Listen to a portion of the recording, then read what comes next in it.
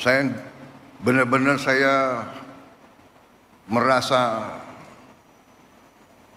mendapat perkuatan hari ini dan hari-hari. Tiap saat saya turun melihat rakyat di mana-mana dan saya kemana-mana saya merasakan rakyat itu menangkap. Rakyat Indonesia sudah tidak bisa dibohongi lagi.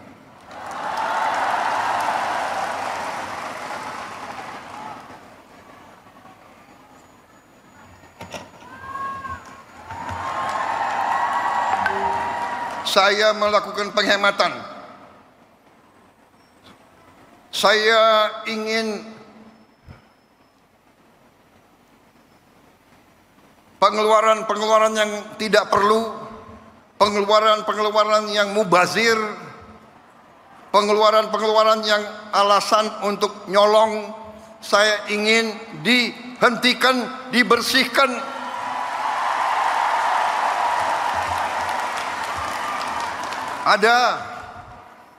Ada yang melawan saya. Ada. Dalam birokrasi merasa sudah kebal hukum, merasa sudah menjadi raja kecil.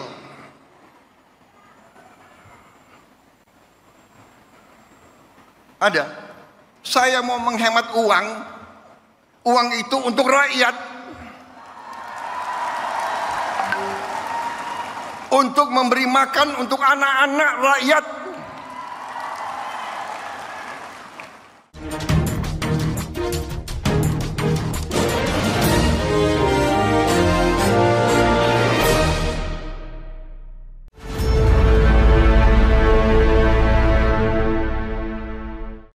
Halo, apa kabar? Senang sekali kembali bisa menjumpai Anda semua. Saya Herzbun Arif bersama dengan Bung Rocky.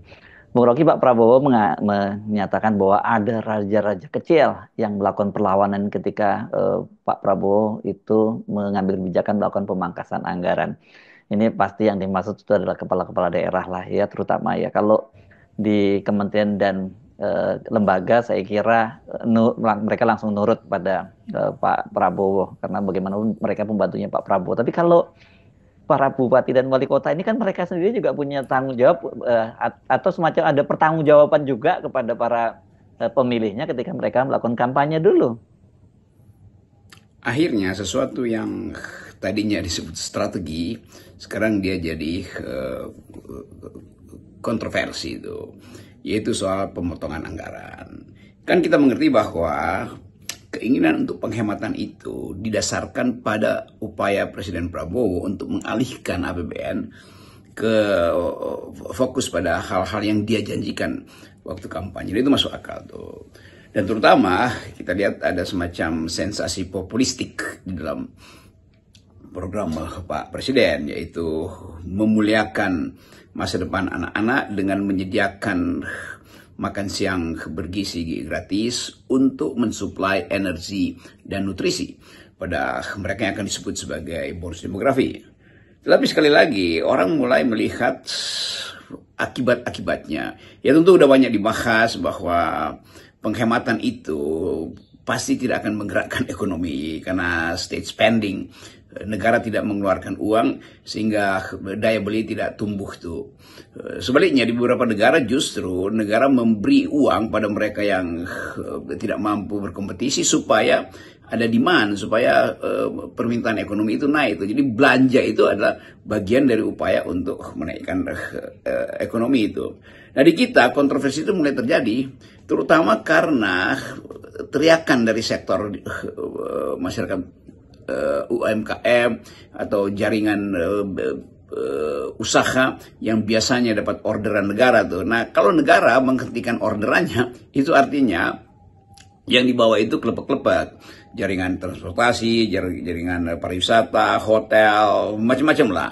Nah, ini yang kemudian jadi kelihatannya akan jadi pertimbangan baru untuk mengevaluasi lagi rencana atau usulan yang sudah dipastikan oleh Sri Mulyani supaya semua melapor ke Kementerian Keuangan tanggal 14 apa aja yang sudah dihemat, dan penghematan itu berbasis pada perintah Presiden. Jadi kelihatannya soal upaya untuk penghematan itu hanya didasarkan pada perintah Presiden. Padahal Presiden tentu menginginkan ada penghematan, tetapi impact ekonominya atau beban ekonomi dari penghematan itu justru jatuh pada emak-emak yang dapurnya nggak bisa ngepul lagi karena kegiatan UMKM misalnya yang biasa mereka terima akibat adanya kunjungan pusat itu tidak lagi seperti yang mereka bayangkan. Jadi kelihatannya Sri Mulyani hanya mengeksekusi sesuatu yang jadi perintah tanpa mempertimbangkan efek multiplier efek yang negatif dari proposal atau dari rencana itu. Ya, Anda benar memang Bung Rocky soal dampak pemangkasan itu. Sekarang ini kan memang sangat terasa terutama di daerah ya. Karena dan ini kelihatannya mulai disadari oleh pemerintah pusat karena sekarang ini DPR melalui Wakil Ketua DPR Sufmi Dasko Ahmad ya, bukan Puan loh ya, ngambil kebijakan yang menyurati komisi-komisi untuk menunda pembahasan dengan partner mereka di kementerian dan lembaga karena ini dasarnya akan ada rekonstruksi soal pemangkasan anggaran ini. Persetujuan DPR tidak diperoleh, oleh karena itu sekarang kita lihat DPR ingin membuka kembali evaluasi itu dalam kondisi sebut aja keresahan publik sebetulnya tuh. Jadi undang-undang yang sudah mensahkan perubahan APBN itu akan dievaluasi lagi, dan itu menimbulkan gejolak lagi tuh. Jadi terutama buat investor asing melihat ini Indonesia ini dalam upaya untuk penetapan prioritas saja nggak bisa pasti tuh. Bagaimana kalau kita investasi ke Indonesia dan ketidakpastian itu jadi problem sehari-hari. Kan itu yang kita bayangkan, bahwa semua strategi yang tidak dibayangkan secara detail dengan konsekuensi mitigasi, dengan konsekuensi trade-off dalam segala aspek itu pasti akan berantakan. Nah, kita mulai melihat bahwa, coba kita bandingkan misalnya, Donald Trump itu begitu terpilih jadi presiden, dia langsung memastikan semua strategi karena dianggap ada kedaruratan dalam ekonomi Amerika Serikat. Kalau tidak ada semacam perang dagang baru dengan Cina misalnya tuh. Tetapi tentu Trump sudah menghitung bahwa ada konsekuensi kalau dia buka perang tarif dengan Cina atau mulai menekan Eropa, berarti ada konsekuensi dalam negeri. Maka dia siapkan jalan keluarnya tuh. Jadi kedaruratan di dalam ekonomi Amerika itu diatasi dengan cara yang sangat strategis itu, dan itu konsisten karena dari periode pertama Donald Trump punya pikiran yang sama dengan periode kedua. Jadi kedaruratan diatasi secara strategis. Di sini strategi justru menyebabkan kedaruratan. Nah, itu bedanya kira-kira problem Amerika Serikat dan NKRI. Nah, kita mulai melihat kapasitas apa yang ada pada menteri-menteri kabinet Trump sehingga berani untuk mengambil konsekuensi radikal dari kebijakan Trump yang seolah-olah proteksionis, seolah-olah ingin American First itu. Nah, kalau kita di sini, kita mau bayangkan bahwa seharusnya kabinet ini sudah punya semacam rencana komprehensif kan. Karena ada tujuh Menko di situ tuh, dan mestinya apa yang diucapkan oleh Presiden Prabowo itu sudah jadi ketetapan dan tidak mungkin ada dampak negatifnya. Tapi karena Menko tidak bisa mengorganisir pikiran paradigmatik dari Presiden Prabowo, maka terjadi kekacauan kan. Bupati-bupati mulai sedikit mbalelo yang disebut oleh Pak Prabowo sebagai raja-raja kecil. Saya kira itu yang dimaksud. Padahal mereka tentu butuh anggaran awal untuk ya bolak-balik ke Jakarta, bahkan mengurus pelantikan aja dia mesti bawa perangkat kabinet lokal yang sudah dia bentuk supaya langsung bisa mengetahui kondisi keuangan daerah. Dia perlu mungkin akuntan untuk disewa supaya terlihat apa yang sebetulnya masih bisa dihemat. Jadi kelihatannya tidak ada persiapan untuk membayangkan bahwa penghematan itu jadi problem besar karena dia akan sampai ke tingkat ke unit yang paling kecil, yaitu akibat dari penghematan di pemerintahan itu berakibat pada UMKM misalnya yang mati di beberapa kabupaten dan PAD-nya akhirnya berkurang. Jadi semua itu yang kita sebut sebagai pendekatan komprehensif yang tidak dihitung oleh kabinet. Jadi bukan soal raja kecil yang balelo ya, Bung Rocky ini ya. Karena bagaimanapun juga para kepala daerah, terutama bupati dan wali kota itu kan sekarang ini kita tahu mereka itu banyak sekali mengandalkan alokasi anggaran dari pusat ya.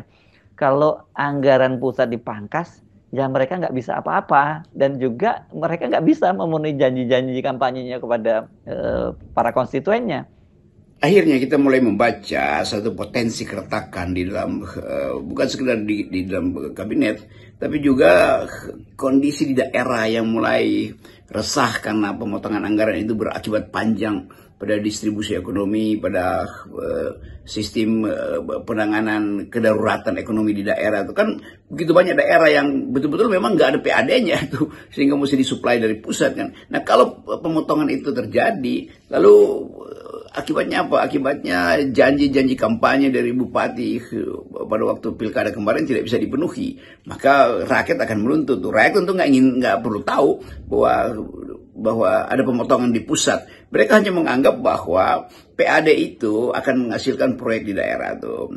Tetapi itu tidak cukup. Lalu sumbangan dari pusat itu akhirnya dipangkas itu, dan itu membuat resah para bupati ini kan bupati juga sudah berjanji untuk memenuhi konstituennya melalui apa yang bisa langsung dilihat sebagai akibat dari kemenangan para bupati ini kan, yang disebut raja-raja kecil oleh Pak Prabowo. Tetapi kita tahu bahwa rakyat tidak mungkin dipaksa untuk mengerti bahwa penghematan itu harus juga berakibat pada bisnis rakyat di daerah, toko-toko souvenir yang tutup misalnya, atau menunggu ada perbaikan jalan, ternyata anggaran di PUPR di blok, bukan sekedar di IKN. Jadi kelihatannya uang itu tidak diedarkan sampai ke daerah. Padahal banyak fasilitas negara yang ada di daerah yang juga harus dirawat kan.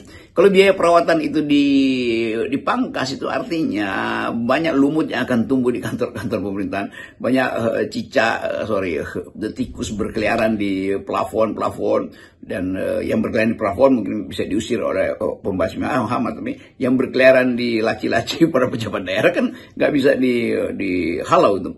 Jadi ada potensi juga, korupsi juga akan meningkat karena tuntutan kebutuhan ekonomi para pejabat di daerah ini kan akhirnya tidak bisa mereka penuhi itu karena anggaran pemerintahan yang kurang, maka mereka mesti nombok dari kantong sendiri, maka mereka akan cari cara untuk meres bisnis, maka bisnis tidak akan tumbuh di situ, maka pajak-pajak bisnis di daerah juga tidak akan masuk. Jadi ini kompleks. Jadi satu rantai strategi yang tidak dihitung secara komprehensif juga akan menimbulkan kedaruratan politik pada akhirnya, dan kita mulai melihat kedaruratan itu melalui pembangkangan yang disindir terus oleh Pak Prabowo sebagai raja-raja kecil. Nah itu yang mungkin bisa kita bayangkan bahwa DPR pada akhirnya harus mengevaluasi atau memutuskan kembali apakah perubahan anggaran itu harus melalui mekanisme yang lain atau hanya sekedar dinomenklaturkan sebagai penghematan dengan besaran yang tetap. Kan mestinya juga alokasi harus juga udah bisa dibaca di dalam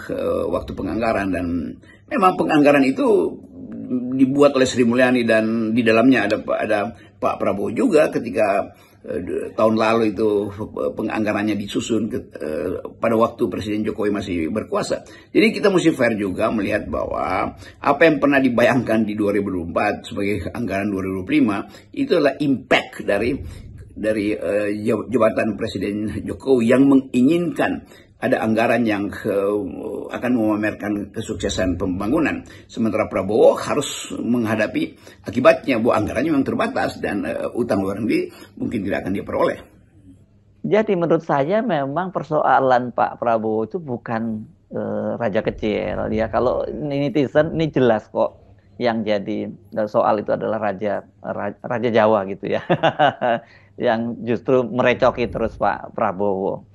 Harusnya Pak Prabowo bisa mendefinisikan dengan tepat itu tadi sebenarnya apa sebenarnya yang jadi persoalan dari pemerintahnya sekarang itu. Jadi kalau Pak Prabowo mulai menyindir bahwa ada yang tidak memisahkan beliau dengan beliau yang lain, yaitu Pak Jokowi. Tentu ya masuk akal kalau rakyat menganggap bahwa ya memang harus dipisahkan.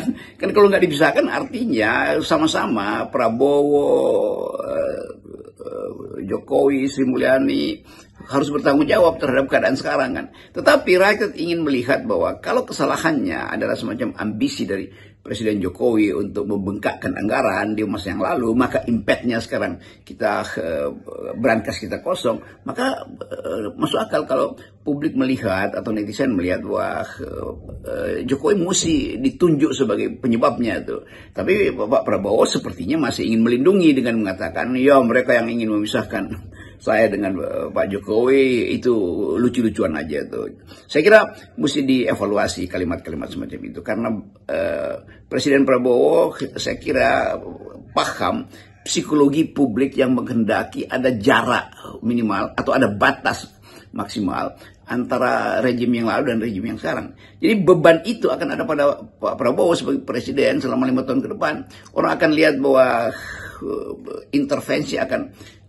intervensi Pak Jokowi masih akan berlangsung melalui buzzer-buzzer yang sedang berkeliaran juga hari-hari ini karena menonton ada dinamika politik baru, ada friksi antara pusat dan daerah karena pemotongan ini, lalu ada ketegangan yang kemudian mungkin bisa mengakibatkan ketidakstabilan politik, dan ketidakstabilan politik itu bisa mengarah pada perubahan politik yang dipercepat. Kan semua itu upaya untuk membaca bahwa bagaimanapun Pak Jokowi punya keinginan yang final untuk meneruskan dinasti dia itu melalui Mas Gibran. Kan itu mudah sekali kan kita temukan atau kita pergokil logika itu.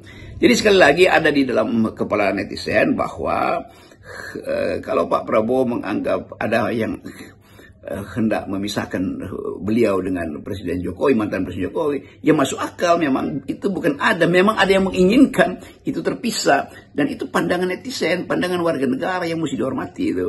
Jadi jangan disebut itu sebagai suatu hal yang lucu, tetapi bahas itu sebagai hal yang masuk akal karena tetap banyak warga negara yang menganggap bahwa zaman Pak Jokowi itu Indonesia berantakan. Kira-kira itu psikologi atau deep psychology atau underlying psychology yang ada di dalam benak para netizen. Oke, dan kalau akhirnya Pak Prabowo mengucapkan ya semacam sedikit sindiran bahwa ada raja-raja kecil yang menjadi persoalan di bangsa ini karena ingin menghalangi proyek-proyek yang sudah atau janji kampanye yang sudah dia buatkan, itu juga semacam protes dari Prabowo terhadap ketidakpatuhan mungkin yang dimaksud bupati-bupati daerah. Tapi sekaligus juga itu adalah upaya untuk menjelaskan bahwa bupati itu memang mengucapkan sesuatu yang bagi dia ya salahkan dong presiden sebelumnya itu. Jadi bukan raja-raja kecil itu yang bermasalah sebetulnya, tetapi seorang raja yang pernah disebut oleh Bahlil sebagai Raja Jawa. Itu masalah utama kita tuh. Atau masalah yang dipergoki atau dimengerti dengan baik oleh netizen. Netizen akan bilang bukan raja kecil, tapi ada raja besar dan cuma satu. Siapa namanya? Mulyono. Salam akal sehat. Ini hanya analisis. Salam akal sehat.